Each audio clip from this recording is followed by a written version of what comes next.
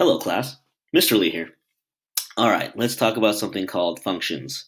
I have the definition for you on Canvas. So as you watch this video, I want you to reread that multiple times.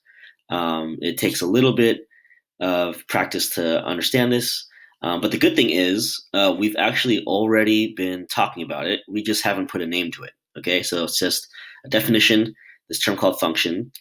And I'll read what I actually wrote in Canvas. It is a relation in which every input has exactly one output. Okay, every x value can only have one y value. That's the main thing you have to remember. Okay, so let's watch this real quick. This should be a refresher. So as this guy's walking, moving through the playground, we're tracking his height of his waist over time, right? And similar to your to that exercise we did in class where I was tracking your motion right from the motion sensor. Your body, your position of your body cannot be in two places at once. Okay, so let's just take an example on this graph, right? Because he's doing something similar.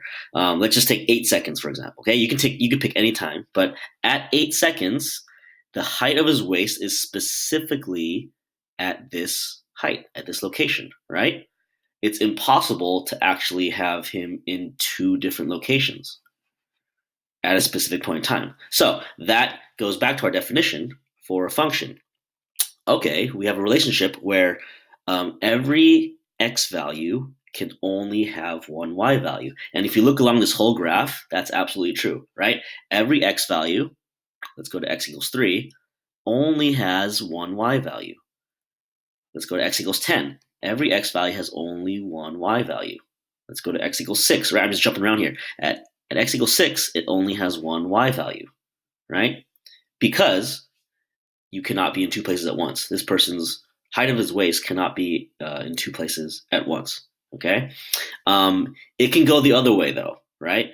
His height off the waist can be at the same place at different time locations. That's okay, right? So for a single y value, let's choose a y value of like 7, right? So y value of 7, okay, at time of 3.5 seconds, he's at a height of 7, and then again at about 7.5 seconds, right? I'm just estimating. So that's allowed, right? Nothing's wrong with that. You can be at the same height or same distance at different times, but you cannot be at two different locations, two different heights at the same time. Okay, so as you go through today's assignments, just keep that in mind. It'll take some time to kind of conceptualize this, but you guys can do it. All right.